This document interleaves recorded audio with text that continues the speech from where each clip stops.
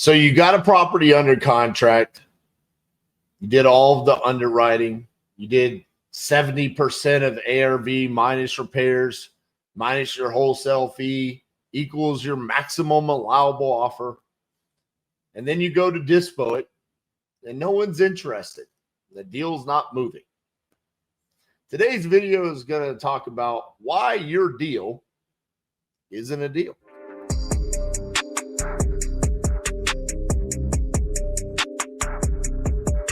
So, special shout out to TU member Galen. So, Galen messaged me today and he said, "Man, RJ, we had a topic inside of today's implementation call. And I think you need to make a YouTube video about that topic." And he gave specific locations that he has been sent deals recently. And he goes, "They're just not deals. I don't think certain wholesalers are understanding what I'm seeing as a potential end buyer." And he brought up states like Mississippi, Pennsylvania, Michigan, Wisconsin, Indiana, Ohio. Now, these are bread and butter locations for wholesaling. Now, some of them have been, tarnished by some of the regulations like Pennsylvania, but at the end of the day, these are great locations to find highly motivated sellers with discounted properties. That's what we are looking for as wholesalers. The problem in some of these locations is that if you were to do the MAO formula, where you look at what the after repair value is, and what most wholesalers do is they look at what the maximum value that property could be worth once it's fixed up, and then they reverse engineer down and they get to a number and they lock that property up. This is why that deal is not a deal. You are not paying attention to the active listings in that neighborhood. And here's why that's important. In certain lower property value areas, you could do the MAO formula, and what you will see is that tells you to lock the property up for maybe $30,000, $40,000, but there will be properties listed on the MLS by a realtor in the exact same and sometimes even better condition for $10,000, $15,000, $20,000. So the question becomes, for an end buyer like Galen, why would I buy your property for $40,000 when I can buy the same or better property for $20,000? When you are underwriting a deal, yes, you need to pay attention to the after repair value and what the property could be worth. But you also need to pay attention to what the property is worth today. And how do you do that? Well, pay attention to where properties are being purchased in as-is value, so the sold comps, but also what are properties being marketed for value-wise in the area listed actively. So as you're going through and you're underwriting the deal, and this is going to be specific with sub $100,000 properties, but realistically, it's everywhere. In every market and every price point, you need to pay attention to the competition that exists on the market. Because an end buyer doesn't care about your deal. They care about the deal that they are about to purchase. And so if they can look and they can see that I could get a cheaper property, is your property even considered a wholesale deal? By definition, wholesale means that it is discounted from retail. So if on the retail market, I can pick up the same property for $20,000 and you're asking $30,000, do you even have a wholesale property? The answer is no, you do not. To your customer, Your customer is the end buyer. You have to pay attention to what they're looking at. Imagine your end buyer is walking into a store and all of the properties that are available in the market that they're looking to purchase in are sitting on the shelves.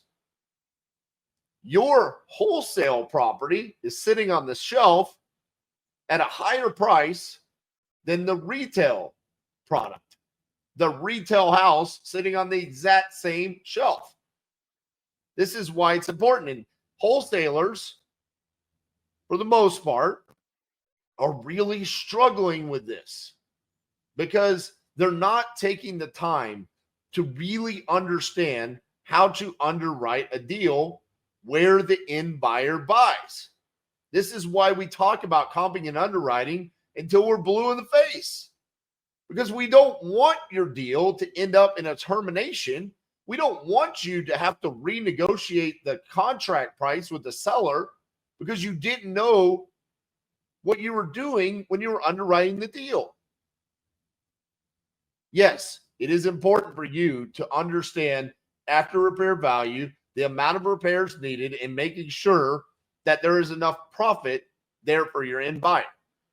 But it is just as vitally important for you to understand what competition exists on the retail market and what that end buyer is going to be comparing this to.